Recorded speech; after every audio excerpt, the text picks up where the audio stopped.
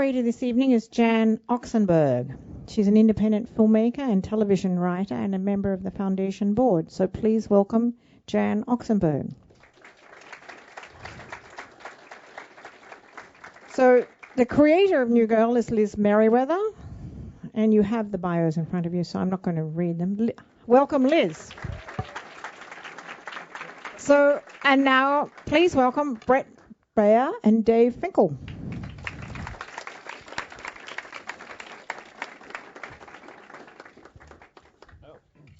Thank you. Look at that. Okay, that was fast. So, Chick one. yeah. Well, first of all, I just want to say that, you know, it's very rare that a new show gets off the ground as an instant hit, that all the elements are right there working so well together. You know, that's catching lightning in a bottle. And Angela just told us that Alan Burns, the creator of the Mary Tyler Moore Show, is a huge fan of the New Girl. And, you know, that's a pretty good compliment, I thought. Not bad. I was really excited about that. We're a huge Mary Tyler Moore fans. So he's one of the best. Yeah. So I want to congratulate you guys. And one of the things we're going to try to do here is, you know, figure out, you know, how does this happen? Is there a process that you guys lucked onto? Well, you know, I want to try to We're just really, really good. Yeah. Super talented. Yeah. That's what we did. I don't know how much you guys paid, but I'm hoping to give you the secret. The first time she's ever said anything positive about herself. I'm hoping to give you the secret formula tonight. But first, I just discovered that Liz wrote an incredible piece in the Hollywood Reporter yesterday. Wow, you're going to lead with this. And I would like to ask her to read a paragraph of it to you. This is my nightmare. Not yet. I like to make the guest comfortable. I'll just, you know, I guess you were asked to write something about politics? Yeah, they asked me to write an essay about some of the women's issues that have cropped up during the campaign. The war on women or whatever, that mostly involved, weird birth control stuff. And I wrote something funny because I'm not a politician. So. Well, I'm going to read one line. I'm a birth control user. Expert, yeah. I'm just going to read one line, and then I'm going to give this to Liz and ask her to read a few lines. I was excited to make love to Romney because, well, I've always liked a stiff man. And I was looking forward to the GOP's war on women to be launched on me. Now, I was thinking maybe you could just read a little from the last... Right. Never used an iPad before. Oh, no. I guess I can't do it. No, the idea of the essay was that I sleep with him for a night. I slept with Mitt Romney. It's in your Daily Hollywood Reporter. Buy it yourself. I think I wrote it. Yeah, sure. Okay, sex with Mitt, start it liberally and end it very conservatively. There was a lot of flip-flopping, which I got to be honest was actually pretty great. The only tough part was when he wanted to change positions. He couldn't tell me directly. He'd just laugh uncomfortably, talk about something irrelevant for 10 minutes, reference someone from Flint, Michigan, and then stand very still with a smile on his face. I thought Mitt's hair never moved, but I was wrong. It's moving all the time, very, very slowly. Like Earth. I tried to get him to pretend I was Lily Ledbetter and was suing him for equal pay, but he told me he wanted to run me like I ran Bain Capital. He kept whispering how badly he wanted free enterprise, which I think meant the missionary position. Exciting to do with an actual missionary. At one point, I made the mistake of calling out in a terrible Jamaican accent, "Give me more, man." this is horrible. You're doing And great. it's like, really, and he just laughed and said, please shut up. Finally, we were done. We had no more human capital left. He'd given me enough for 3 wives. He climbed off the bed, buttoned back up his full body underwear, smiled, and softly said, "You've just been mitigated." And then he was gone. I took another sip of ginger ale. As a woman voter, I guess I was feeling a little, unsatisfied. Wow. You're welcome. You're welcome. I will be acting Yeah, replacing Zoe never Deschanel. again. So The reason that I asked you to read this, Liz, is because it's obvious the reason your show is such a success is you're such a fantastic writer. I agree.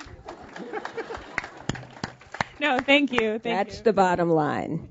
They're pretty good too. Isn't it? Eh, They're all right. Now- I only blew Mitt Romney. Brett and Dave, He just took it from behind. I hope to bookend this evening with Rough Brett day. and Dave's. They used to be in a slapstick group called the Monkey Boys, and if we're really good, maybe they'll do a little something for us later. Yeah, I got a bum knee. I'm an old man now. I'm so drunk. But seriously, okay, so how does something like this come together? How did you, after you wrote the pilot, how did these 2 Monkey Boys get involved? I ask myself that every day. No, I wrote a pilot. I guess my first pilot I wrote when I was like 25, and I was living in New York, and it got picked up to be shot off of this like crazy kind of like weird small deal that I had, and so I moved out here and I didn't know what I was doing, and we shot it, and it didn't get picked up to series. And then the next year I wrote another pilot, and the studio rightly knew that I couldn't do it by myself. So they brought on Dave and Brett to kind of like show run or like executive produce the second pilot. The second pilot was an Artie Lang vehicle, which it was like a show about family, like a weird family, with like a midget in it, and like Artie Lang, and An old man named Samuel Jackson. an who was old not black Samuel man named Jackson, Samuel Jackson. Really, really good stuff. And and they were kind of stupid enough to be like, yeah, all right, we'll do this for like a couple weeks. And then we just kind of totally artistically fell in love with each other, and really Yes, we live together. We're married now. brought you guys here tonight to tell you something. Oh my God! We had an experience where it was actually right after the writer's strike, just as the writer's strike was coming to an end. You were coming off 30 Rock. Yeah, and we were looking for something to do, and our agent sent us a script and said, just read this. And we were looking for something desperately because the strike had been so devastating. And, so much of the time when you read stuff, it just does not hit you or jump off the page. And literally by the end of page 1, I looked up at him and he looked up at me, and we were like, holy shit, this is really fucking funny and really good. And it was, you could feel it instantaneously. So, And who doesn't want to do an Artie Lang vehicle? I mean, Exactly. It just jumps off the page. Oh my God, Artie Lang on TV again? How awesome! Needless to say, that pilot did not go. it didn't work out. But we just like loved working together. And then when I went away, wrote the movie, came back and wrote the pilot. The movie being No Strings No Attached. Strings Attached, yeah. And I wrote this pilot, Chicks and Dicks, that became New Girl. And I have a gimmick. It's put some bad words in the title. And things sell. What was the worked- original title It worked for- for me. Write this No Strings stuff Attached? down. I'm telling you, this is a formula. My first pilot was called Sluts, and then my movie was called Fuck Buddies, and then I wrote Chicks and Dicks and whatever. But they That's kind of $1 million advice.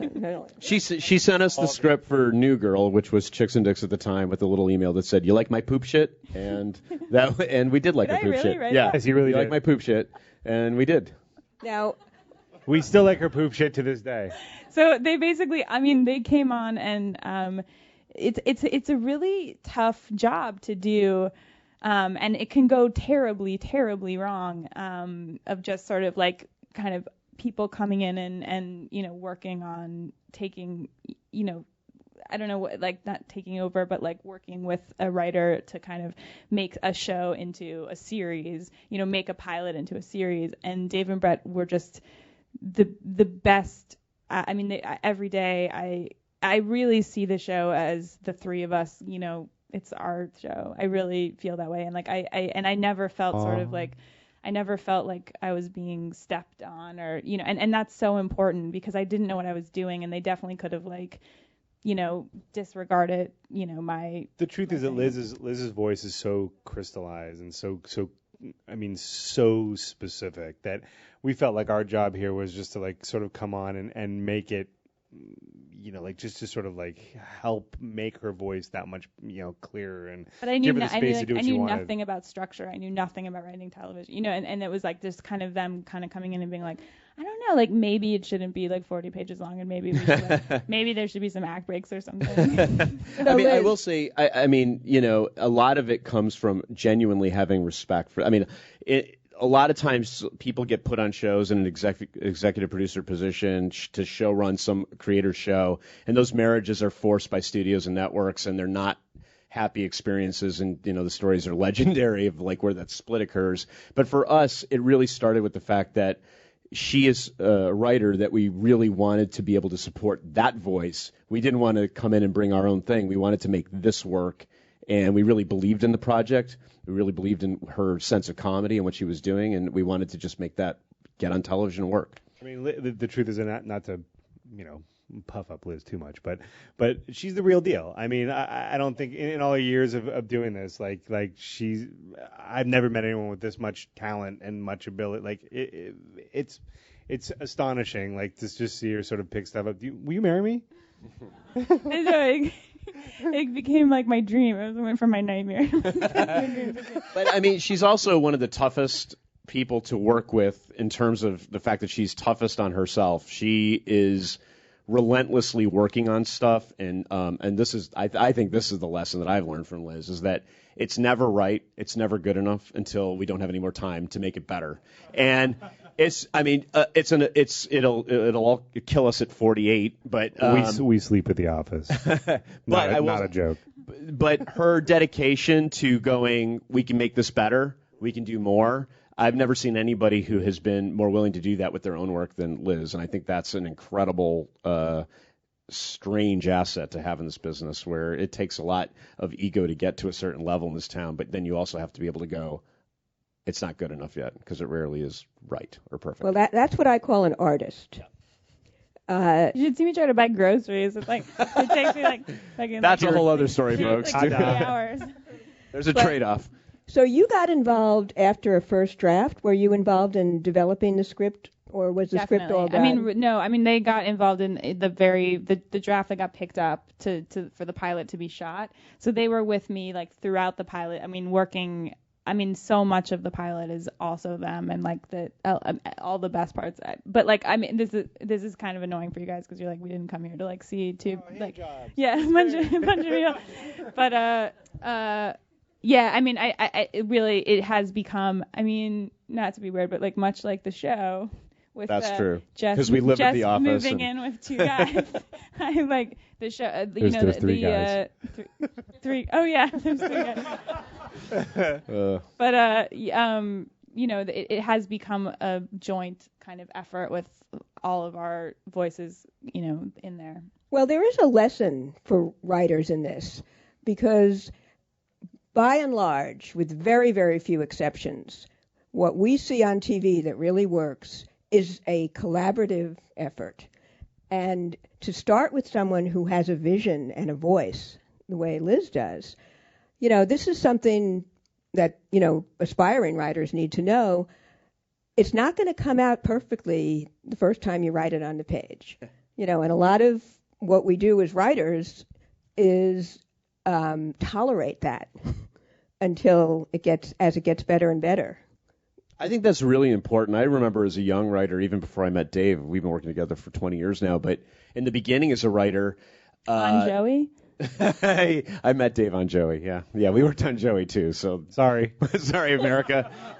We tried. So factor that into everything we say tonight. And listen to her.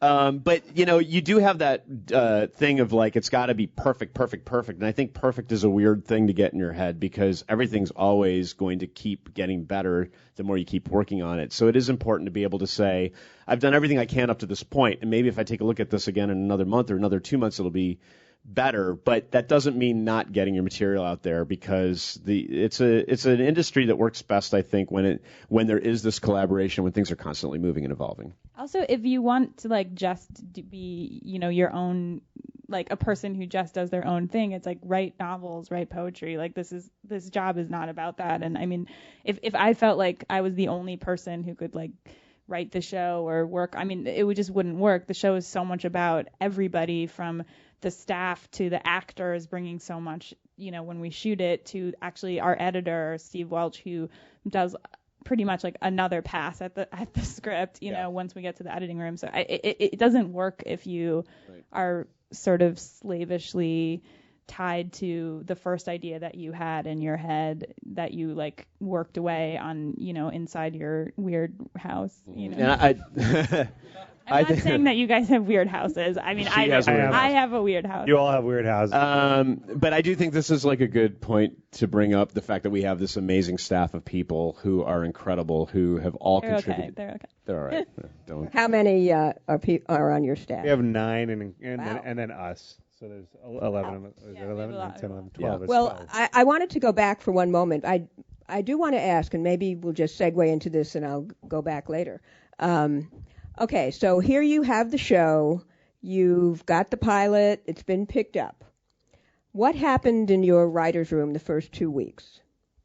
After the pilot got picked up? How did you work with your staff? Well, we kind of had a strange situation where I don't know, I don't know how much of you've seen the show, but we had a different actor in the one of the lead parts in the pilot, and the pilot had kind of turned out really well, and it had tested well, and so the network didn't want to basically reshoot 80% of the pilot, which is what we would have to. We figured out that we would have to shoot roughly like 80% of it again with a new actor if we wanted to replace him in the pilot. So there was this kind of decision made that we had to replace this actor and like not, basically make it work that a new guy was moving in and that he was on a show called The New Girl. The second episode would be about the new guy moving in. And that he was like supposed to kind of have been there all along, and the first guy was kind of a mistake, and then was like we did that was our first challenge, and we're still struggling with it. Still don't really know.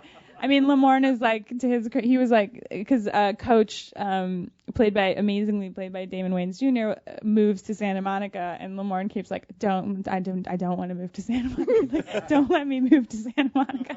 But it was like, anyway, but I mean, like, so we kind of went off, we right off the bat sort of had this huge challenge for our second episode, which was like, what do we do? And I think I actually regret, and I'm looking forward to season 2, having that first week to kind of discuss the bigger arcs for the season and the characters. We just didn't have a lot of time. We had to figure out this huge problem right away. And that took up a tremendous amount of our pre-production. We kept breaking stories and writing scripts. With a character that we didn't know, with an actor that we hadn't...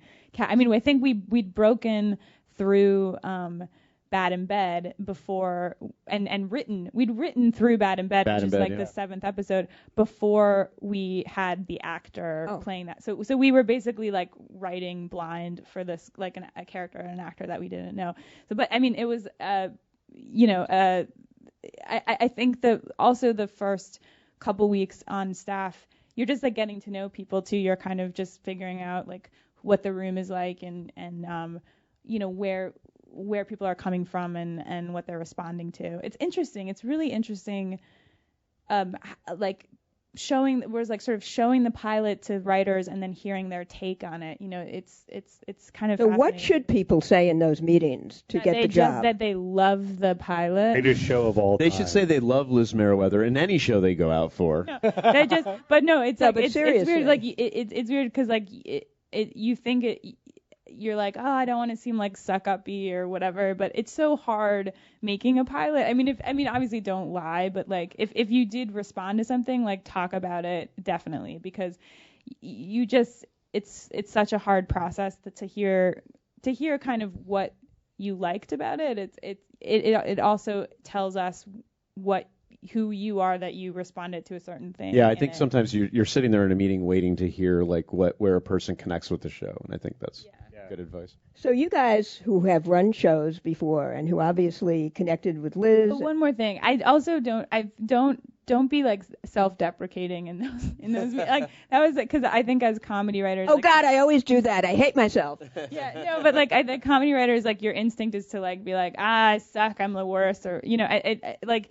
It's not like it's a job interview, and you have to kind of go in and be like, I think we met with somebody. That guy sucks. We met with somebody who was like, she's like, I never talk in the room, and it was just like, well, okay, you don't have the job. Like it's like even if you like just come up with something like that you're good at and talk about it, don't talk about all the stuff you're not good at, because it's like. It sounds obvious, but you'd be surprised. It's just like the number of people who are like, well, It's like any other job interview. You just want to put your best foot forward. Yeah. I mean, I don't know if this advice is on Don't story wear a tie. here or Don't not. wear a tie. But Dave and I as a team, like we're lucky because we have each other to work off of. But like I would say, like at a certain point, after about 7 years of like going on meetings, it started to turn into a show we were doing. We were just waiting for people to ask us that question we knew we were going to get, where we go into this bit with each other. And I would say even as a single, like just having this stuff like locked and loaded, ready to go, because you get the same damn questions over and over again, and just be ready to answer them in a way that's going to sell you in a positive way. What are some of the questions that you ask your writers? What are your favorite shows? What comedies do you watch? And for a while, when Dave and I were going out, there were no good comedies on television, and we had to be able to answer that, honestly and organically. But you need to be able to say, and sell like what your take on comedy is. And there was a while there where we were like saying, the shows we laugh at on television are Sopranos and 6 Feet Under, because they connect with characters, blah, blah, blah, blah. And people are like, that's very interesting. And also, like, you always get asked, like, how you came to write, why you're a writer, and, like, what that... And I feel like just kind of having, like, a good, short, sort of funny version of that is, like, it's, like, useful to have that, and, instead of... Well, that's an excellent segue, because I was going to ask you, Liz. No, now I have to answer like a perfectly. short. No, but I have a two-part question. Okay. What in your life brought you to write this show, and what in your craft as a writer prepared you to write the show? I'll answer the second question for her. Nothing. Yeah, I kid, of course. I kid. This particular show, I think, came from, I went into, I met with our executive producer, Catherine Pope, who works at Chernin Entertainment, and I had such an amazing meeting with her of just feeling like I wanted to work with her. And I think that is so important when you get to writing pilots, that you meet with a producer that you want to work with, that excites you, because it's the role of the producer is so important. And she just made me want to write, which was great. And I felt that way. I still feel that way every day. And I met her, and I wanted, and then then it kind of was like, well, what's your idea for the show? And Modern Family was a huge hit, and I was like, oh, I guess I have to kind of like write Modern Family. I don't know. And so but there was like nothing really funny about my family that I could think, so I was like, oh, I guess I'll try to write like some generational thing with a bunch of different people in it. And I totally wasn't feeling it. And I went into this meeting with Peter Chernin, and I was like, I guess like something with like a lot of different people in it, like different like ages, and like, like that'll be good. And he was like, he kind of stopped me, and he was like, listen, like, write what like write about the people write about your friends. He's like, 99% of things fail. You might as well fail doing something you're proud of. And I still remember that moment. I think about it all the time. And he was, smart enough to know that I shouldn't be trying to write like an Artie Lang vehicle about a kid and a midget. Like, I should be writing a show about people I know. And I went home, and I just started thinking about what was sort of funny in my life, and what I thought kind of hadn't been on television, or what I hadn't seen. And I realized like I had just a ton of male friends, I loved them, and I went to them for really specific weird reasons, and they gave me things that my female friends didn't give, and I just recently, become really good friends with this guy that both of our exes started dating. They pretty much like left us for each other, and then like we became really good friends. And we sort of could never get together because that validated their choice to date each other. And I never had this friend who was like very alpha male, like very out there sleeping with everybody. And because all of my guy friends were sort of weirdo, like, dorks. And I never had this like real alpha male, like guy friend, and he was always like, fuck this girl, and I was like, oh, all right, I was like, tell me about it, and he did, and he was really honest with me, because again, we were in this weird situation where we could never hook up, and we ended up but that's another story. That's not going to happen on the show. But and then I started thinking about that, and that's the show sort of became the original idea was sort of Will and Grace, but with like a straight guy and a girl, and then I just got started populating the world and feeling like it needed more people in it, and then that's a really long-winded answer. And I mean, in terms of what prepared me for this, I had no idea what I was getting myself into. Like, it's really hard. It's 24 episodes. It's I think actually weirdly what prepared me was a waitressing job that I had when I was 17 at a deli in Michigan, because it was like constantly dealing with really hungry, angry people, like asking. In other words, network executives. Yeah. Actually, hungry Jews. I kept trying to say give, it was a I kept deli, trying to right? give everyone a cookie, and they were like, but that was my strategy when I was a waitress. Was I'd always give out these free cookies. I'd be like, I'm so sorry that I messed up your order and that you've been waiting for 45 minutes, but here's a free cookie, and like really trying to sell that free cookie as like the thing that would solve everything. Whoops. Hello. Look at that. Can I have some? And we're done. Now the cookie comes in the form of sex. It prepared me for the job of showrunner, where you're just always having so many things going on and kind of always having to manage things. But that was really my only management experience before going into that. But I was actually curious about what prepared you to write the pilot. Right. Were there things that you learned in things that you had written earlier that helped you write this particular pilot so well?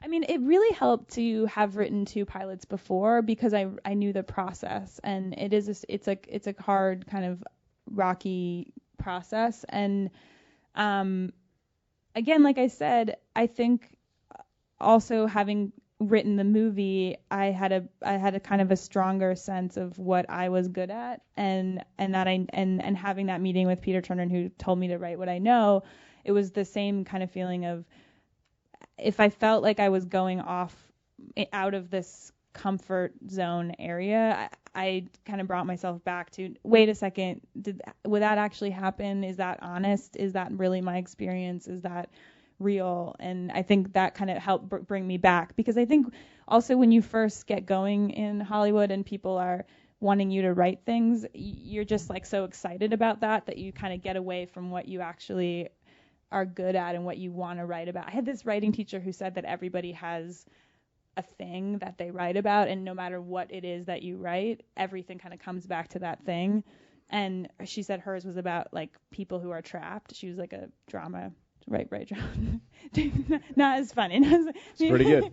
My first pilot was called Trapped. But like I think it's an important thing to remember. What is yours? I don't know exactly, but I do know when I'm not doing it. I know what that feels like when I'm not doing it, and I don't know what mine is. I don't know what it is either, but I will say that even this lunatic thing we worked on 4 years ago, this Uncle Artie thing, had the same blend of emotional core, like longing to connect, thing that I think New Girl has. Like there's a lot of similarity between the two things, even though one is like zany and should never be produced by anybody anytime, and this one works. Totally disagree. It might be that. It might be like people trying to connect with other people, but that might be too vague. I don't know. The same core runs through both of them. Like broken people looking for other broken people to make sense of the world, and I think one of the things that runs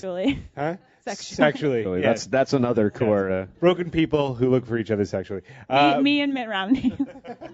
It's all right there. See, looking to connect, and but it does sound to me like your experience and what Peter and Catherine Pope said to you gave you the freedom or the confidence to just not try so hard, like it has to have a midget, it has to be quirkier. Yeah. It gave you the confidence to just be real. Yeah. To think that what was real for you was enough. Yeah, and not try to get it right, not try to figure out what is successful in the marketplace and do that thing, and but just to write something that I wanted to write, and it does take confidence. This is go ahead. No, go ahead. Well, I want to hear from Dave. Brett. I know I should shut up. I just now, Brett, you said you disagreed about something, but what was it? No, I was just going to say that Liz's writing style is and this is a compliment, is very sloppy in a good way, because it's very it defies a lot of formulaic stuff of that we sort of all have learned in writing sitcoms, but it always, and this is the thing I think we hammer each other on in the room every day is it honest? Is it true? And I think that the sort of structure of the shows defies sort of like you must have your ABC stories and you must it ends here, and it's got it defies that. And I think Liz's sort of way that we're all sort of moving towards is just sort of like, let's fuck all that. Obviously we'll get to some version of a structure. Is it real? And do we feel it? And that's the thing that I think is so more than anything the most important part of this show, and it's what makes it funny because it's all so honest. Good night. Well, I was just going to say, along the lines of process, what's interesting about New Girl is that even when we shot the pilot, there's a whole storyline where Damon Wayans' character is walking around in jeggings that he's stolen from Jess. And that's not in there anymore. Well, it's not in the pilot as it aired because we yanked it out. But if you watch carefully, you'll see he's kind of wearing jorts. He's wearing a polo shirt over a women's jeggings, and again, I think a lot of the development of writing what you core believe in and trusting that maybe we'll have to change this as we move along. Sometimes it happens in the writing process, sometimes it happens in editing. But I think for Liz, the creativity of going with things that are important and exciting to her, and there was a whole meaning underneath that. And then I think it was interesting to see how that kind of got threaded out as we got closer to discovering a more true emotional core to the show. What was the meaning underneath it? I think at the time, if I remember correctly, do you remember? It was his relationship with women. Coach worked in he screamed at all the women at the club, and he came to Jess for advice. He was trying to understand women on how to communicate with women, and she told him to try and think as a woman, and so he put on her pants. We worked to try and crack that fucker, and it never quite worked. There may be a reason it's not in the pilot, but it was the thought was there. But I do think that as we shot the show, we realized that there was more of an emotional core to the show than we knew was even there in the first draft. Well, see that there's a vulnerability. I mean, there's a vulnerability to the Coach character being willing to put on a woman's garment. Right. It's almost like the Tootsie thing where he, being a woman makes him a better man. Right. And that is what is so striking about the show. Sometimes when a show is overly quirky and da-da-da, there's a hard edge to it. Mm-hmm. But your show is not soft because there's so many penises in it. I wouldn't want to say that. But it's... There's cock all over that thing. I wouldn't have it any other way. Everyone has a vulnerability to them, which is just makes you love them. I think a lot of vulnerability about penises. They're so vulnerable. The most. I have a big question about that later, but go on. I think one of the most about cock. All right, we'll get to that. I mean. Well, it was titled Chicks and Dicks first, right? Chicks. It was, yeah. Yes. Okay, so was that just a great title commercially, or was there a certain glibness that went away when you developed it more? I think that's true. I think when we've read our first draft of the script, and you talked to this more than we should, but it was a different show than it is. It's the same story, same character, et cetera, but there was a little bit more of a comedy hard edge to it. And as we worked on it and kind of discovered this other level of the characters, I think then after Zoe got involved, and when we saw it was being shot and the relationship between those actual actors, we were like, "Oh, this is this. There's more here." I don't think I can laugh at something unless I don't care about what I'm saying. I have to care about the characters or else to think that something is funny. I just never, and I always hook into the will they or won't they story. Like I'm just that person. Like I just love that stuff. And will they or won't they hook up, you mean? Or? Yeah, or like, you know what I mean? That kind of thing. And Diane. I get excited. I mean, I love like a sort of classic sitcom that just is self-contained and it's like funny twists and turns and then something is revealed at the end. But I can't write it. I appreciate it, but I can't write it. And so the more that we just were working on it, the more we were like, this show is about these characters. The show is about the heart and you know, not about the sort of perfect Swiss watch. That's an example of our working relationship. Swiss watch. This sort of like, structure. I have a theory about this because when we tested the show after we put the pilot together, it was like very strange how people were responding to it, and I think we were all sort of surprised by how connected people felt to it from the focus group testing. And I was thinking long and hard about it, and I said to Dave, I was like, it's weird. I think what we've done here is created maybe the first sort of post 9/11 show. I think the comedies I really mean this. Like I think in the comedies like 30 Rock. The development of the show has something to do with Al Qaeda. Is that what you're saying? No, but I do that was think Joey. I think that the comedy in the last 10 years prior to our show had an edge to it and was satirical, and there was kind of a cynicism about the comedy. And I think that what our show sort of came along at the right time for, this weird alchemy that happened when it just happened, is that we were willing for the first time to kind of go like, it's okay to feel again, or and I might be completely boneheaded and wrong, but it's the first show that actually tries to actually emotionally connect on that level. I think Modern Family was doing that. That's there true, was definitely yeah. like shows that were, but I do feel like it was the right time. It is a little more satirical than your show. Yeah. Which brings me to the character. I went online and I read some of the debates. I don't know if this surprised you guys when because Zoe Deschanel is so appealing, and she should donate one of her eyes to a poor country without such big eyes. I mean, it's just not fair. We can wait till after the show's over. We can, yeah. I don't want a one-eyed star. That would be an interesting season too. Zoe donates an eye. We have our season open. But she's enormously appealing, and what I was very surprised to find a little debate going on online. That some people described her like I have in Slate. There was a review that said, Jess's character presents sweetness without saccharin, ditziness without duncery, and klutziness with notable grace. I think that's a great, it reminded me of Lucy, the pilot, the opening scene of the pilot where she comes in and does that ridiculous strip thing. And I've heard her compared to Carol Lombard, Good one. That's a very good one. And yet some people online felt that there was something regressive about the character, that she was too girly, that she was setting women back. Did this reach you? Was this ever a debate? I set out to set women back. Actually, that was. I was. Well, you admit. Yeah, no, I was. They were like. Talked long and hard about it. Yeah, and we were all we for decided to set. We decided that we'd kind of come too far, and it was. It was time to push us. We don't want you to have come a long way, baby. We were having trouble at home, and we thought this would help. So. Yeah. No, yeah. It was originally called "Shut Your Damn Mouth." It was. The original title before Chicks and Dicks. That was like the catchphrase. Shut your damn mouth. Shut your damn mouth, you blackout. Yeah. I think, I don't know.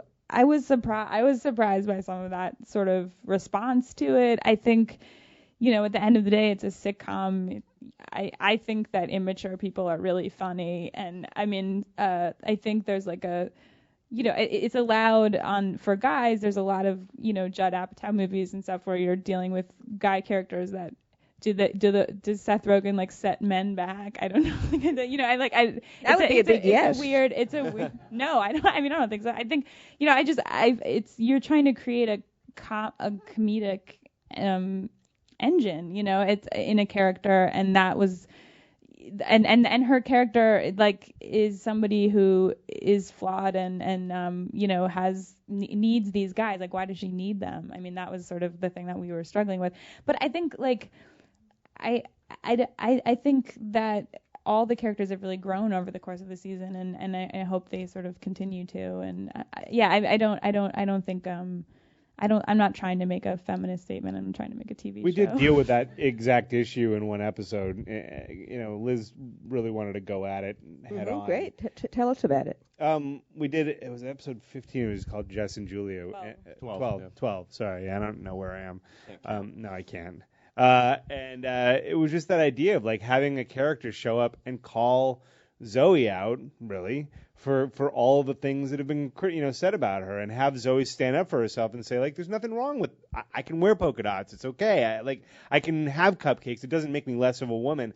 And I totally agree with that. It's the criticism is so unfair, especially because it's usually lobbed by other women. I just sort of feel like there's nothing wrong with a feminine woman that can have a feminist point of view. Those two things don't need to be necessarily linked. So I'm glad that we were able to. I'm sort of kind of really proud of that episode because I think it really. I don't know if it shut down the critics. I'm sure it didn't, but it does go a long way to sort of say, shut up. There's room enough in the tent for everyone. And I'm also proud of the towel B plot. Yes, exactly. Because we got Max running around in his towel. I happen to have the speech here. I probably won't read it well. Maybe you should read it, Liz. This is great. I'm enjoying all this performance. This is the night of my life. I love it.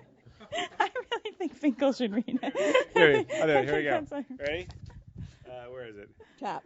I break for birds. I rock a lot of polka dots. I have touched glitter in the last 24 hours. I spend my entire day talking to children, and I find it fundamentally strange that you're not a dessert person. That's just weird and freaks me out. And I'm sorry I don't talk like Murphy Brown, and I hate your pantsuit, and I wish it had ribbons on it to make it slightly cute.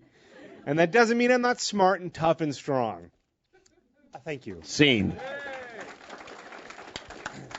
I really agree. I think it was a really smart choice to just go right at it because it's a ridiculous argument.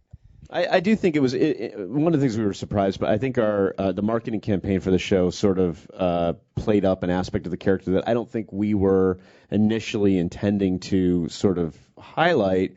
And it did set up an audience expecting a certain kind of a thing. And I think we felt on some level that people were watching the show through a prism that wasn't the way we were intending it. What was that? Well, the whole macho action, spy thing. Yes. Yeah, adorkable was a word that we were adorkable. like, oh, the show's adorkable. So, I think that did. Listen, it brought a lot of people to the show, and it was a very successful marketing campaign. But it also did lay a label on the character that I think we're still working to try and make a little bit more complex. Yeah. Well, as a woman myself, I wouldn't label myself adorkable necessarily, but I would. Me too. I was fishing for that. Okay. But it's. You have no question here, do you? I don't. I didn't think so. Okay, now let's get on to the penis question.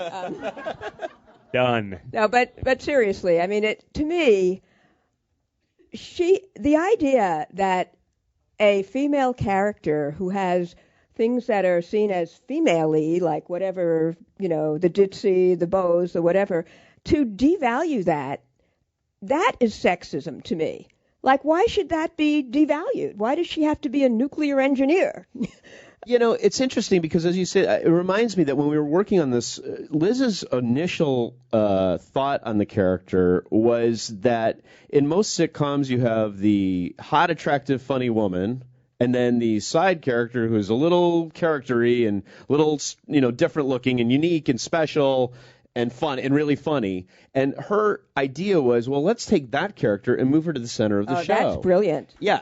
And I will say, it's like, honestly, what's more feminist than that idea that you can take somebody who isn't television pretty or whatever and put them at the center of a show? Now, I will say also, the way television works, and you guys all know this, we ended up with a beautiful actress in the role. And, Zoe brought her own...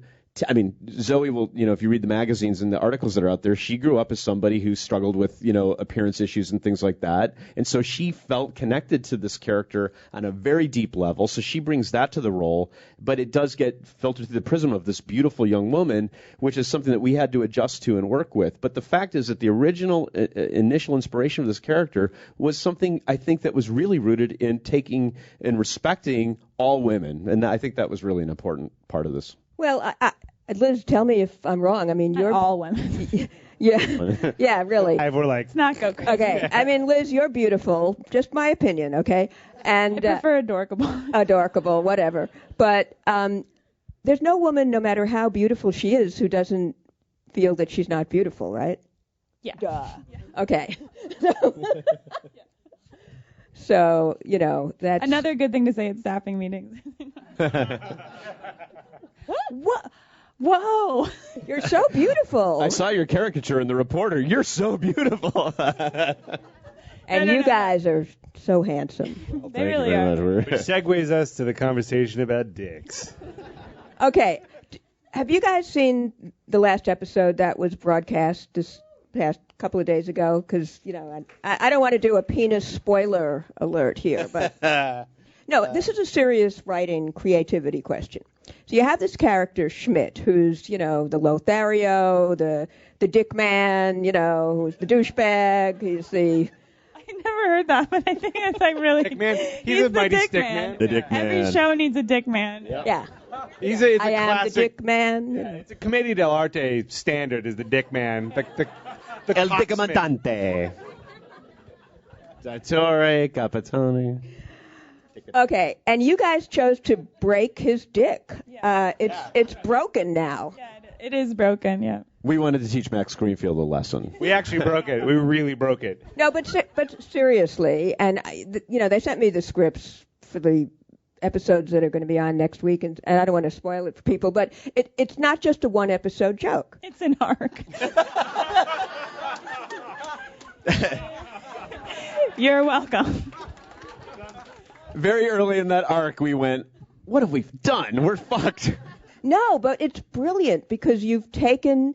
How did you come up with the idea of taking the thing that this guy is identified with and breaking it? I mean, it Just answered the question, yeah, sort of. Actually, it was sort of kind of how do we keep Cece and how do we take a sex only relationship that Cece and Schmidt have and at a moment when they're finally emotionally coming together and complicate it. So it's like can this relationship that is totally based on the physical part survive his broken dick? And it kind of it sort of became and we've all had that experience. Actually, it happened to a couple of friends, 2 different friends of mine had Dennis Rodman. broken or sprained penis situations, and we Wikipedia'd it. This is getting very dirty. We Wikipedia'd it, and just heads up, the reverse cowgirl position is very dangerous. The most Careful, dangerous gentlemen, be position. careful. Gentlemen and ladies, if you are considering that, it's a real bad scene. Gentlemen and gentlemen. It's a really bad scene to break your dick. Is the other thing that we also if you found. go to the Writers Guild Foundation library, there'll be a description of this position. We can't talk about it right here. Yeah. It'll be in the library. Do the cowgirl and then reverse it. Yeah, Dave and I will demonstrate downstairs in private. Come to the reception later. Yeah, I mean, the truth is that from a writing standpoint, we were very surprised. I don't think we expected the Cece Schmidt dynamic to be something that would give us literally 7 episodes or whatever it ended up being. But to watch them on stage together was like, and that's another good lesson. It's like you have to follow what's working, follow the heat, and readjust when things take off. And something about their dynamic together was really working for us, working for them, and we wanted to kind of stoke that fire. And Liz, to her credit, and this is another good lesson, was very, in the writer's room sometimes you can move a little faster than your audience and maybe a little faster than characters in real life because you're just wait, what's next? And Liz was very adamant about protecting the dynamic of I think protecting Cece's character in terms of authenticity, that they were not to move into an emotional relationship ever was our initial intention, that would never happen. They were not supposed to get emotionally connected in the beginning. It was a sexual relationship, and when every time as a writer's room we'd be like, and she'd be like, not yet, no, or actually not yet, no. As we realized that this was working and needed complications because we needed some kind of obstacle. We broke his dick. That's the short answer.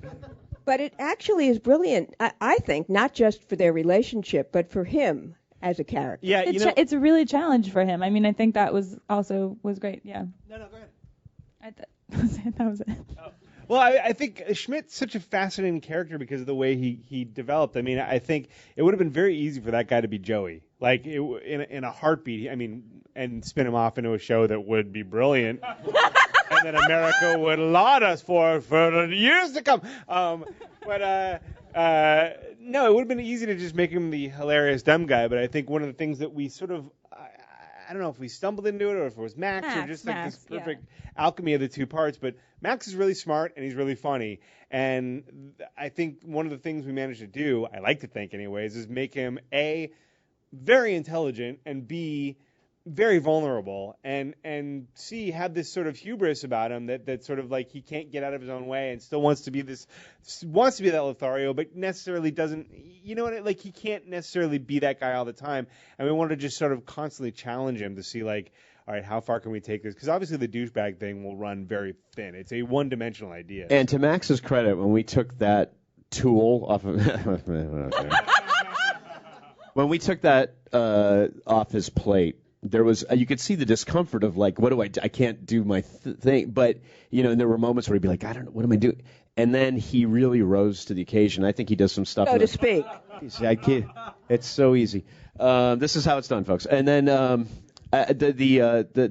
last couple episodes, he gets to some places that if we hadn't made a move like this, I don't think he would have been able to sort of as a character do organically. So. And now we have our season 2 premiere with his his cast coming off. So. Yeah, watch for that, folks. No, just joking. Very visible. Just joking. But I don't know. It is such a great lesson in how to deepen a show, and to go Dicks have to get broken. To find a really funny way of going against who you think a character is. And I would say that's the case across the board with all the characters. I think we definitely had preconceived notions of who these characters were, and once we cast these guys, it took on a life of its own. It's very much its own. But it's hard because I think it's making that decision. It's hard to because you start caring about the characters.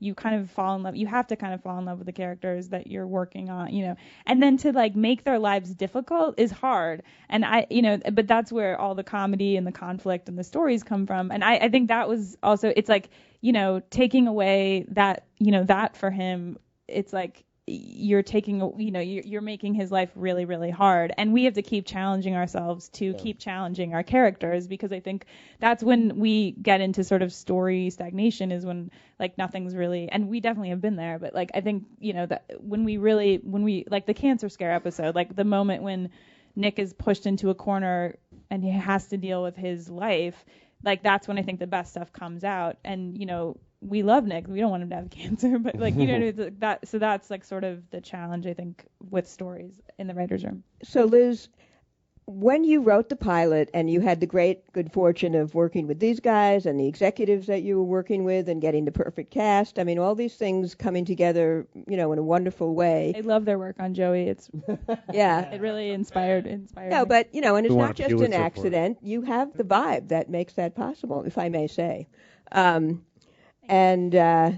So how has the show panned out in terms of what you had in your head when you wrote the pilot? I mean, I think we've been saying, I think like it's gotten sort of deeper and so much more about the ensemble, about this group of friends. It's not about this premise anymore. I mean, but like that's a pilot. You need a premise, you need a idea, you need a hook. I mean, it's like there's an executive that has worked on me with every pilot, Jonathan Davis, at 20th, and he said to me that my first pilot, he's like, pilots are like a Trojan horse.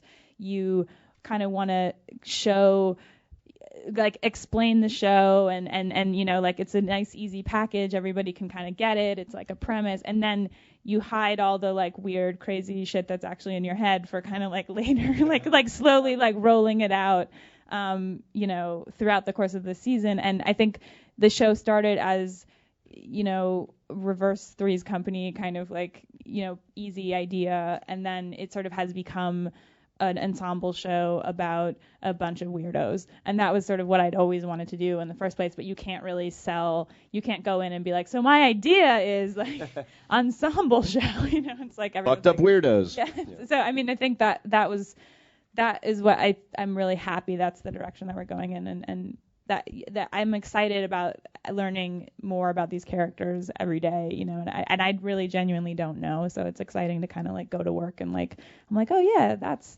something about that character that I never. So did you have certain ideas about the arc of the season that were in place when you pitched it or when you wrote it? I really didn't. I'm definitely not one of those writers who kind of goes in and has a show Bible and is like, I know where the character was born and I know at what time, and I know, like, I think that really works with drama. I don't know, I'm not a drama writer, but I think that that's really important with drama. I come to writing sort of through acting, and I like really believe in actors. I believe in empowering them to, like, take over the character and give us information. I was just actually describing this today, where I felt like our first kind of episodes, it's like data collection. It's like you're collecting data from your writers, you're collecting data from your actors, you're learning what people can do, and then you're sort of building the characters out of that. And our director for our pilot, Jake Kazin, who works on Freaks and Geeks, and had said early on, he was like, write to the actor, write to the actor, write to the actor. It's not about this character that you have in your head that, you go in and you're like, it's got to be this. I mean, and then you cast somebody and then you're trying to shoehorn some actor into some idea that you have in your head. No, with TV, it's the actor. You have to tell 24 stories over the course of a year. If that actor can't do whatever's in your head, throw that out and do what the actor can do. And having worked on shows that get to the 6th or 7th or 8th season, it's interesting as you watch the arc. This is the guy who's like the crazy womanizer, and then at the end of the show, he's the nebbishy guy who nobody likes and he's insecure. And it's because the truth will out, and the camera doesn't lie. And these actors and as a writer, what you find is, like, I'm on stage with this guy every day. This is his truth. Why am I not putting that on television? Because it's more interesting than any dumb crap I'll come up with. We were actually talking about this the other day in the room, but I thought that Whitney did a really good job of that this year with the Malik Pacholi character, kind of coming out of the closet, just to kind of take that huge turn. It takes guts to kind of be like, nah, I'm like writing for something that isn't there. Like, let's write for what's there. But there does seem to be a parallel between, the ethos of the characters and where they're at, and your ethos. There's kind of openness, a kind of, almost cluelessness in a good way. We are definitely clueless. Yeah, I mean, again, like, in the same way that you're writing for the actors, like, you're writing for yourself. If you're fooling yourself, again, like, if you're writing a show about a midget and you're not a midget, and it's not even okay to say that word. I'm sorry, I apologize. I realized that as soon as I said it. But like, it's not like that. Don't, like, that'll come out too. If you're writing something that's false, maybe you can get it by the pilot, maybe you can get it by the first couple episodes. But to do 24, you got to write from your own life. You got to write about what excites you, and the character. It's like it's a collaboration. It's like the characters kind of become you, and you become the characters. We did this the cancer episode that Liz mentioned earlier was an episode that started as a Downton Abbey parody. It became a story about Nick's parents coming and having sex loudly in the room next to them. Nick's dad was named Nick as well, so his mom was yelling out Nick. Nick. And the network was not as excited as we were about that episode, which we were really excited. A lot about Nick. They were like, "Why don't you do a cancer episode?" We're like, "Yeah, that was their trick of getting the cancer episode. Was like, let's pitch you 2 horrible other ideas, and then you'll have to take the cancer episode because. But we did end up in a situation where we were fighting for our lives at that point because we were running out of time and we needed something, and we switched episodes and we were still running out of time, and we got to a point where we're like, I think something just popped out in a small room of people trying to fix this problem that was real to one of the people in the room who had been through this experience, and it was like, that's real. Everybody, we've all been through health scare, and again, evolution-wise, there was a crazy B story that actually featured the Russian models that appeared in this week's episode, in that cancer episode, and it didn't work. Between you can't do cancer and then Russian models. That means hilarious. Yeah, that seems obvious, but it took us to the second draft where we're like, you know what? Well, peel that out. From a writing standpoint, I was like, well, we need something funny to offset all the heavy drama over here. And Kasdan read the script, and he's like, what the problem with this thing is the comedy story. Here's the story. This is, if a friend, all 5 of these people would be weighing in on this friend situation, and there's enough comedy over here. Trust yourselves. And so that whole episode, I think it was Schmidt called and was like, "Oh, you might have cancer," and then I went back to his Russian model. Literally, that's crazy. This is his best friend. No, it was so beautiful the way they all spent the night on the beach. Yeah. I mean, you don't see that on every sitcom. It was definitely one of those episodes too, where it's like, this is a network sitcom, and we definitely had after we started breaking that story, I remember the 3 of us sitting in our office going it got heated because it was like, we're doing we're either doing this or we're not. We got to go all the way and play the scare out, because this is going to be very different for the network, and we just have to commit to it. And then I mean we did, and thank God that I think we have such. It's a very odd thing with the studio and the network, is they totally support us. Almost never get in they almost never say no, except for this terrible Downton Abbey idea. But they were like, yeah, let's do that. Absolutely do it. And they were scared of it. They wanted to air it, later on in the run. And I think it's ultimately, at the end of the day, we're glad they did, because we needed to understand the characters a little better before we introduced this idea. But they were. It was scary. It was definitely scary, writing that, because working on it was yeah. But the fact that you created the characters as real, in real life, when things happen, it's funny, because that's part of being a real person, is being funny with your friends, whether you have a cancer scare or something goofy happens. Yeah. So the fact that, you were able to make it fit into the humor of the show because you created them as real. It's ultimately probably not that different, honestly, than the wet towel story. I mean, there's just sort of this interpersonal human dynamic of 4 people who live in an apartment together who just know each other inherently, and watching them behave, whether it's a damp towel or a cancer, is oddly engaging. Cancer is the ultimate damp towel. It is. It is. I'm going to ask one more question, and then I want to open it up to your questions. How does the room work? Does everyone talk at once? How's it organized? Bare knuckle fights. Straight up. It's a very open room. Make them all sleep with me. You have to. That's day one. Them. Prima It's really noctis. Of every story. And then we critique them. I thought that would go over better. Sorry, guys. That's not how it works. We break stories very traditionally, with an eye toward really breaking them almost more as a drama than a comedy, really trying to find the deeper core level of what's going on. It's a very open room. Everyone's pitching, including our writers' assistants. We just take best ideas, best jokes. One of the things that's different about this show than any other comedy that we've worked on before, we talk about this all the time, and it's a really kind of a neat idea, I think. We pitch on every single joke in the script repeatedly, ad nauseum, again and again and again, and we collect all of those jokes. We're not sitting around waiting for the joke to go in the script, and we end up with a script that's 95 pages or whatever. All those jokes, anything that gets pitched, whether it gets a laugh or not, goes into the document. And at the end of the night, without knowing who pitched the joke or not having heard whether the room laughed or not for whatever reason, we sit down, and with Liz, we'll sort of sit around and kind of go you like this one, you like this one, and we'll highlight the ones we like, and we bring those to the floor, and we'll shoot 6 or 10 alternate jokes for every joke in the script. Kidding? No, Wow, we I've shoot never and heard shoot that. and shoot and shoot. A lot of improvisation. A lot. Because what in the room you can just get stuck where like one person is really funny in the room and is really good at performing their jokes when they pitch them, and you kind of get sometimes I think stuck like always putting that person's joke in, or you know, and actually what works on stage sometimes has nothing to do with the writer's room and nothing to do with the table read and nothing to do with what's on the page. It's like the way that Zoe like says a word or like reacts to something, or you know, that's what's funny. Yeah. And I think like it's worked for us to kind of have this really loose system of like always having alternate jokes and always being able to throw stuff at the actors. And so we really do kind of rewrite in the editing room with our editor, Steve Welch, who's a genius at making this stuff actually feel like it's all happening at the same time, because it's often happening over the course of... I do not envy our editors. No, it's very hard work. I mean, because literally you could craft 8 or 10 different scenes out of any one given scene. That comes from the, Jake and, did Freaks and Geeks, and comes from the Apatow camp, where it's just sort of like, have a billion options, have a billion places to go, and because you never know where the money's going to come from, and we definitely apply that. A lot of improvisation. When we get it, we're like, that's the money, That's and then the we money. move on. The money shot.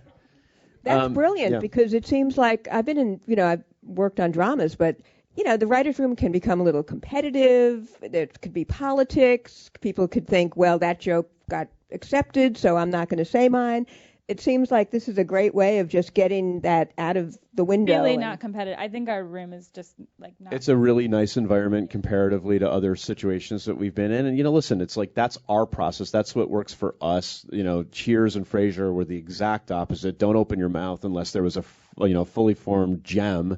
And that was their culture. Our culture is different because it works for us. And I think ultimately. And but it has the same ethos of the show. I hate to say this over and over again, but there is there's something in the core of the way the show is being done that's also in the show. Yeah, it does show up on screen, definitely, because our collaborative relationship with the actors, unlike any other show we've ever been on, is different. Joey. Yeah. Well, let's take some questions. I think you need to wait for the microphone to come. What prompted your Dermot Mulroney arc? That's a great question. He's great, by the way. I mean, he was so great on the show. I think again, I'd never been on staff on a TV show before. I had no idea what I was getting myself into. We hit the holidays. We sort of had gotten through our initial order, and we hit sort of Christmas. I remember it was right around that time, and we were just like, oh my God, you're so tired, and you're so kind of like, I can't believe that I'm only halfway done. And we were like, what is the 10 more of these to do. 10 more of these to do. 10 more. It's like, oh my God.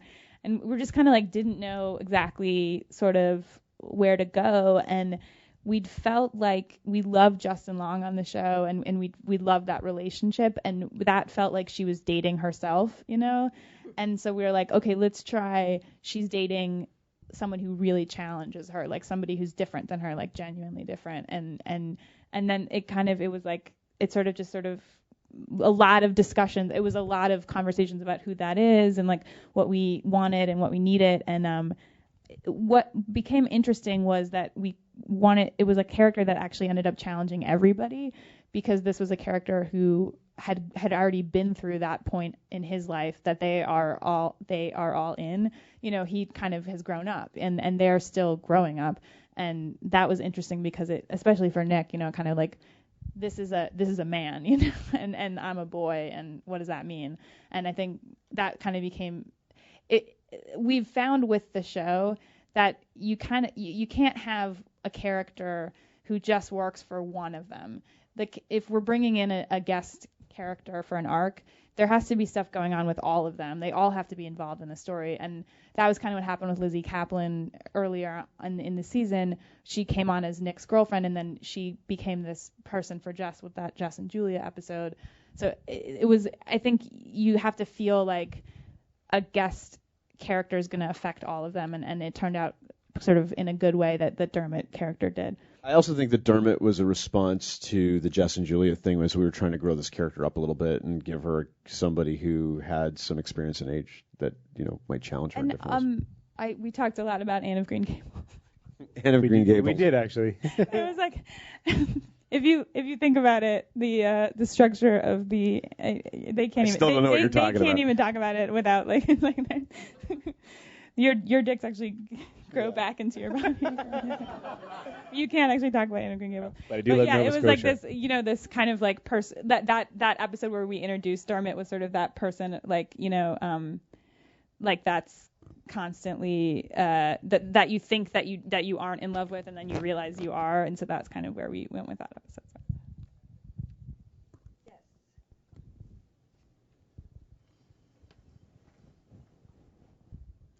Hi, this question's actually for Liz. You're really young for having accomplished all that you have, so I just wanted to know what your foot in the door was, your path to get the necessary connections that you needed to get your stuff actually like made and on TV. Yeah, the titles, that sort of like swear word in the title.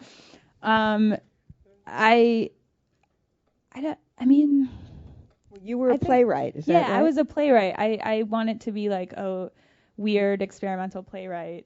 I really wanted to be Gertrude Stein. I was like obsessed with her. This is a headline. You really wanted to be Gertrude Stein. I wanted to have like salons and like put a play on in my living room with like. You're so close. I know. It's like and I was in New York like really doing that. Like really, I wrote like a robot Hedda Gabler, and I was like kind of like writing these weird plays. And Hedda Gabler with robots? Is yeah, that what you said? Heddatron was the name of it. And it was I sort of stumbled into this pilot deal because of this play that I'd written, and that this theater program, Fox had this exchange program, I guess, with New York that was through Naked Angels, which is this theater company in New York, and I got this pilot deal off of a 10-minute play that I wrote for this night, this showcasing playwrights night that they no longer do, that was starring like a 16-year-old Emma Stone. That was so crazy. It was like, this girl's really good. And I was like, like years later, I was like, oh yeah, okay. I sort of like, I like owe her like everything because she like was really good in my play. I was like, I my story is a little bit weird, because I kind of didn't set out to do it. But I think I think that actually let me go through some of it without fear. Like I wasn't afraid of the business because I kind of didn't want it, I was like, I'm fine being a weirdo playwright, and that sort of helped me kind of get through a couple of those. And yeah, just I love writing, and I wrote all the time, and I wrote all the time, and I loved being around other people who were better at writers than me, and other like actors that I loved, and I was just kind of always out going to readings, and I think it was really helpful to kind of belong to a community of theater people in New York at that time, because I felt like I wasn't alone, and I was like seeing what other people were doing, and I was learning a lot, and I don't know. Yeah, I was going to say, just having worked with her and also with Tina Fey, both of them have a very similar quality of absorption, which is amazing. Like just the ability to watch and learn. Without gaining weight, I may add. It's amazing. I mean, honestly, like to watch the way she works is very similar to Tina, which is just like, yeah. But I mean, it's this willingness to say, what do I have to do to be better? And that's the secret, I think. Well, interestingly enough, Jason Katims, who I've worked with, who does Parenthood and Friday Night Lights, he got started in TV through a 10-minute play that he wrote. That's crazy. They're usually horrible. The 10-minute play is really hard to do. Okay, back there. Hi, guys. I'm Erin Brown. Thanks for coming. I love the show. And Liz, you're beautiful. And you guys probably have great really penises, like the best night of my life. right? By the way, like I'm like, I am in heaven. Want to see the dicks later? No. So kind of off that question, if you are a writer and you have a pilot, and you're pumped about it, and you want to either get a staffing job or sell your pilot, best case scenario, what do you do if you don't have management or agents, or what would you suggest the path to take. As a very old man, I will say this: like, Dave and I are like amazed at the fact that what you guys can do today to get started is like shoot your own shit and put it on the internet where people can see it. Like, so much easier. When we were starting out, it was just to make a short film it'd be $30,000. You can do it for $300 and get it seen. We hired actors off of YouTube for the pilot that made us really laugh. We just had an interview with a writer today. Who had stuff on the internet. Any cats off of YouTube? Yes. Yeah. It's cats. It's pretty. I mean, I think that's the secret, is that you actually can make something and show it to them and say, see, here it is. This is what my work looks like, as opposed to just having another script, which I think is always something that can. It used to be a tricky thing where it was like, no one wanted to watch shit on the internet. It wasn't real. But I think, it's totally legit now. We'll watch anything, read anything. Like our staff comes from everywhere across the spectrum. So I think we drew the line at we were submitted a Twitter feed, and we were like, I can't go this far. Like, I will read a Twitter feed. I also need a script to go with that. But like, I'm not going to give you a staffing job off a Twitter feed. But Twitter is also another great. We met with another writer who kind of had been trying to get her script read, and then her Twitter feed sort of like took off. Is that called? Am I calling it right? A Twitter feed? Yeah. That sounds good. But like sort of took off, and then that kind of got her attention for her script to be read. And so I feel like there's that community thing that I was just saying of like getting out there. It's just like get out there, even if it's not your actual script. Get involved in somebody else's thing. Like work on, make something, find some friends, do a reading. I think it's.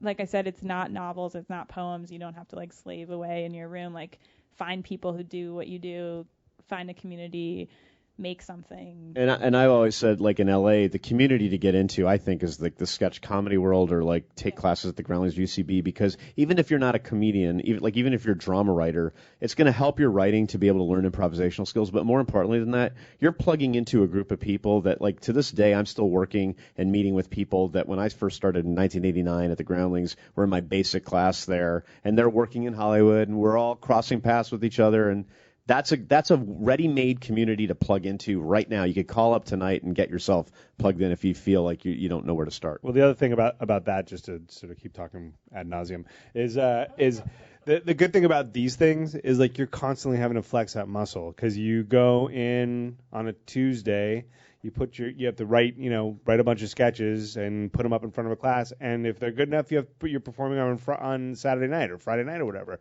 If they're not good enough, keep writing. And even if they're good enough, you always have to keep writing, and it forces you to sort of expand your horizon and keep doing new stuff, and eventually you people come and see, and the community gets bigger, and it just sort of feeds itself in a really healthy way. My first play in New York was the Fringe Festival in New York, which is another great thing we submitted it, and I like had won like prize money from like an essay that I wrote in college, and I like put all that prize money into the show, and we just put it up, and that got me like the weird robot play gig. So like I don't know, like it again, I think it's just like and that's where you discover your voice, because you're getting your stuff out in front of people and seeing what's landing and what's not. So would you say that the old method of write a spec script is dead? Are people wasting their time if they write spec scripts? I think specs for other shows for me are really hard to read as a showrunner, like looking to staff. Like I have problems reading, even a Modern Family. I want to hear you. I want to hear your voice. We've read quite a few Modern Family specs. If you're so considering writing a spec, sometimes reading a spec, you're like, oh wow, the actual show's really good, and you're just reminded of that. And also, I just want to know who you are. I don't want to know. I want to know like the kinds of things that you dream up on your own, and often like I feel like reading a spec, you feel like you get to know the writer, because it's like that main character is usually coming from something, their voice, and that's exactly the opposite of how it was when we started in 10, 12, 20 years ago, when our agent said to us, like, do not write a pilot, do not write a pilot. Now it's the opposite, and if anybody's giving you that advice, don't listen, because it's I want to make it official here, because I still hear on these panels, we'll write a spec script and something original. I think you're wasting your time if you write a spec script. I can't speak. For our show. I can't speak I for think everybody. for other right? shows, like it might be different. Just for our If show. you never work, don't sue me, okay? Please. Yes. Wait, Mike. The long microphone walk. Talking about your plays, you wrote a play based off of a iconic Ibsen play. What made you come to this idea of having Robo Hedda Gabler? I just really like to write from a place of honesty. And no, I was really good friends with this director, Alex Timbers, who's kind of become like a really big thing in New York. But I went to college with him, and he came to me and was like, I want to do a robot Hedda Gabler. And I had, I was like just out of college, and I was like, yep, got it. And he wanted to do an emo. He wanted it to be also an emo musical. And he wanted everybody to be wearing black turtlenecks and sitting on stools and singing emo songs, which I think then later became Bloody Bloody Andrew Jackson, which went to Broadway, and because that was an emo musical. But he'd wanted that for Heddatron, and I was like, I think I want to write like a really like serious emotional version of and mine did not go to Broadway. So he was right. But it was sort of it actually, that play was strange because it worked more like Hollywood, where somebody kind of pitches you an idea and then you write it, and that really never happens in the theater. But that's sort of what happened with me, and I then kind of went away and like slaved away at it, but that's the thing. It's like when you're first starting out, like do everything. Like unless it's like not like in Fame when she like takes her shirt off in the basement, but like That's how I got my job. That's anyway, but yeah, I think like do everything. Like even if it's weird, like just be like, yeah, sure, I'll do it, I'll write it. I got it, man. Yes. I was wondering if you could talk a little bit about casting, about finding Zoe, but also just about the other three and the fourth guy, just what that process was like and how the characters have changed. I mean, maybe some specifics since your original pilot. And also I'm just curious about the whole Jess, Nick, will they or won't they thing. I'm sure you can't map it out, the far future, but what's your stand today? Is it never? Is it maybe one day? Is it end of season 2? What is it? I'm just we don't have a lot of like hooks, I feel like we can't really. That's like our one thing. It's like we can't tell you, but we know. We all know. We know have exactly. it all figured out. Like, totally it's like figured Lost. Out. We know. Yeah. Their relationship is going to be exactly like Lost. They'll be dead. They'll be dead at the end. And I'm sorry if I ruined Lost for you. We have no idea. Well, we do say. The casting. I mean, Coach started out as like a fat Jewish guy. He became Winston. I mean, Schmidt, I think the original version of Schmidt was very, like we said, sort of very like one-dimensional douchebag. Metro. It was like this metrosexual douchebag, and we did it was like a bunch of jokes about that, but it wasn't like really anything else that I think could have survived a show. But the casting. This goes back to Kasdan originally when he had his first meeting with Liz. It was really Jake. Yeah. So he said, "Listen, this is going to be the worst thing you'll ever hear, but." You need to sit in a room and watch every single actor in Hollywood audition for these parts, and it's going to be the worst, 3 weeks of your life. But you need, just because the monotony of it, and but you need to see everybody. We saw hundreds of people. Hundreds, and I can remember to this day the minute Max walked in and sat down wearing the stupid leather jacket. And just so stupid. It was so stupid. Fucking nailed it. All of us were like, "Oh, there it is. Okay. That's interesting. That's different than what we expected." Because what was on the page was one thing. What Max brought to it was it's his own unique take on it. And that's actually what's exciting about pilot casting, because I've also done movie casting, and movie casting is so much about kind of like people who've already established themselves, and and with TV pilots, it's like you're really like looking at everybody, and you're looking at people who haven't done anything, and they're just interesting and funny, and I think Jake really believes in that process of not ruling people out, based on sort of what your casting director is telling you, who's hot or like whatever, and looking at kind of people that have done other shows. And we were just looking for what made us laugh, which I think was like trusting your gut on what's really funny. Like right now, what's really funny, what's happening and right here we is this discovered laugh. this girl, Zoe Deschanel, and it was like, that girl. Where was that girl she? should She be might in- be something someday. be in something. We when like Liz worked with Jake Johnson, who plays Nick in her movie, and that was one of those things when was that my fucking phone? Are you kidding me? Was one of those things when he walked in the room and took the stage. It was like that's the guy. Same thing with Max. That's the guy, and it's just like you can't really. It's just like it happens when it's supposed to happen. It is my phone. This is so embarrassing. But also, like, not talking yourself into something, like, really being, like, saying, it's like, I guess it's like dating. It hasn't happened for me, but I think the moment when you're like, oh, like, that's the person I want to, spend my life with or whatever. Like, Stupid like that. yeah. I think it is kind of like that with casting. I think because you can really talk yourself into things, and then you actually see the actor that gets it, and you're like, that's it, So I mean, just like kind of holding yourself to that standard and like not letting yourself get talked into it. And you said this earlier, but just to reiterate, it's like also being willing as a writer to say, like, what goal do I have in front of me? And if I have to throw away some of my preconceived ideas of what this character should be, what do I have right here? How do I make this work? Can I make this work without ruining the texture, the fabric of the show?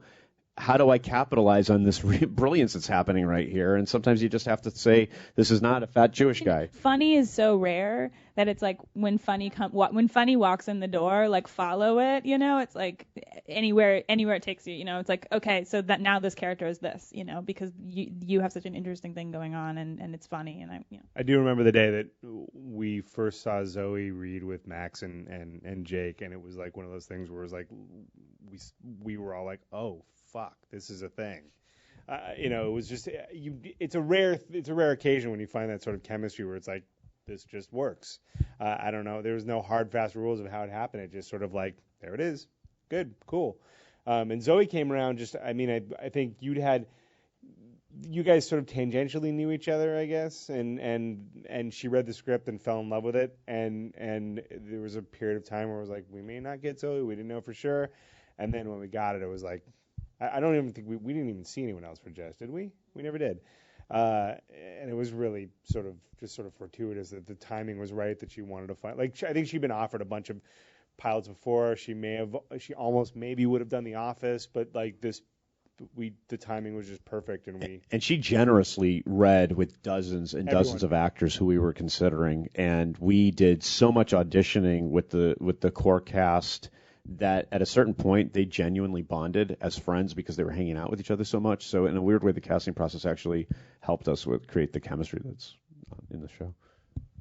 Yes.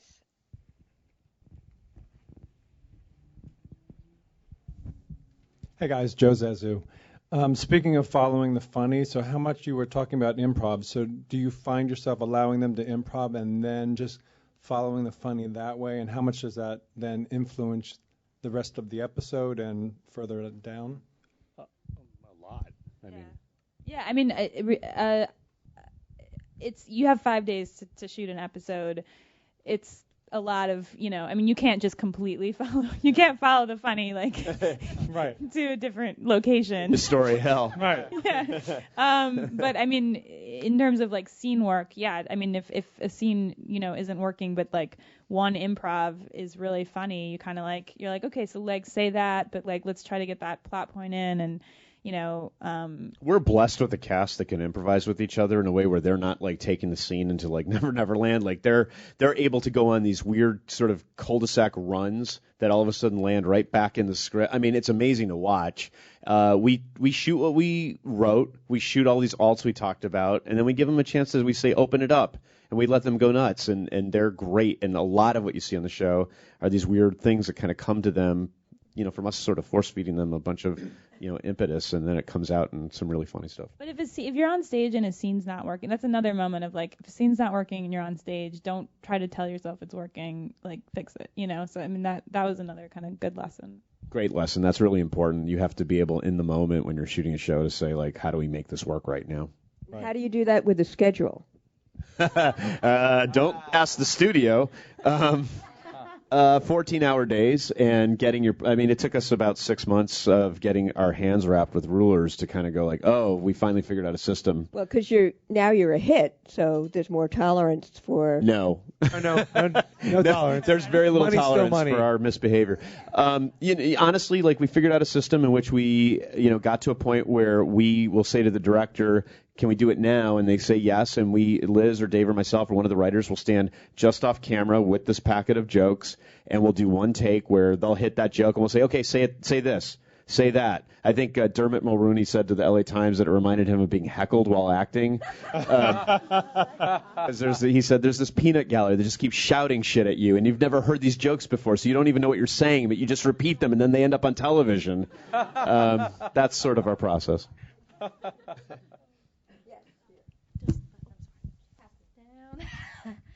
So you guys were saying that you will write sometimes like 8 to 10 jokes for the show. Do you have all the actors perform those 8 to 10 jokes and kind of see which one lands and what the audience responds to or what you guys are responding to? Absolutely. Yeah, that's exactly what we do. Just going over scenes in different ways. Yeah, and like we just said, the actors like do not know what's coming a lot of the times, and that actually sometimes really works because they kind of haven't had time to work out how to say the joke. They just have to say it, so they have a very organic like initial response to it that then they feed into the camera, and we've got it on film, and there's nothing they can do about it.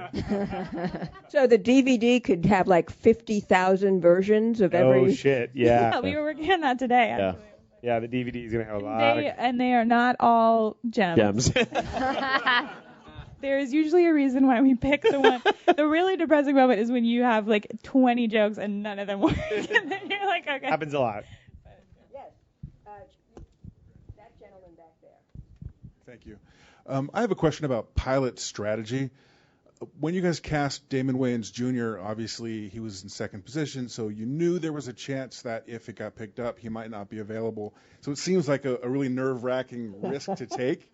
What can I ask? What made you guys decide to go that route rather than take somebody who would definitely be available if it got picked up? Thanks for bringing it up again. Sorry. I opened that wound. He was great. I mean, Damon was amazing, and it's just like, and he's amazing on Happy Endings, and it's like, that guy should be on TV. It's like, and he is great. And at the time we were hearing that like, oh, Happy Endings is, it is what it is. It probably won't go forward, so it's a safe cast, and we, they were all behind it at the network and the studio, and. But all of that's like, is meaningless, and I'm so happy that Happy Endings is on, and I love that show, and a lot of my friends work on it, and so it's crazy the way that pilot season works in this country is just like, it's like a free for all. It's like a crazy. Everybody's nuts. making and casting at the same moment, and I don't know that it works that.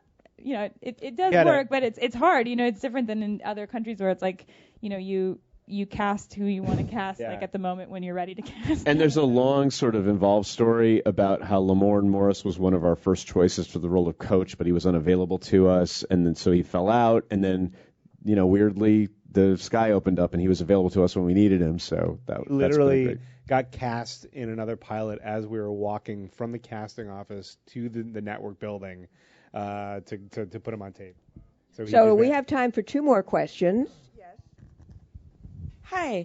I'm wondering, since you guys have worked on shows and, you're running the show and everything, I'm curious to know about what kind of qualities that you see work in effective showrunners. As opposed to these folks? Or Well, we certainly are not effective. Whatever we're doing, the opposite. They seem very effective to me. Go ahead. No, you go. Well, I was going to say, I think for us, the process that seems to work the best is just sort of like, obviously somebody's got to have the final word, but I think it just sort of feels like best idea wins, and trusting the staff to just sort of like, all hands on deck. We're all in it together, and a lot of shows absolutely deal hierarchically. Is that the right word? And we choose not to. It's just sort of like we're all doing this together, and I think that just sort of works for the show. In a perfect world, a good showrunner is able to locate what's extremely perfectly talented about any given individual, whether it's a writer on the show or the prop guy, and then be able to use those aspects and bring them to the table and help create a collaborative. I think it's openness. I think it's because my worst moments I would shut down or I'd close close off. And there's just so many talented people around you all the time that even in like the most stressful moments, if you kind of open yourself up to what's actually in front of you, you're brought back to life, kind of like you're inspired again, or you have a new idea, or somebody just makes you laugh at like a really stressful moment, and then you're kind of back in the saddle. And I think that that's for me been the challenge, but also the thing that I realize saves me. I think we're going to wrap it up on that, and we have a reception downstairs. But thank you so much. Thanks for the show, and thanks for this panel. Thank you.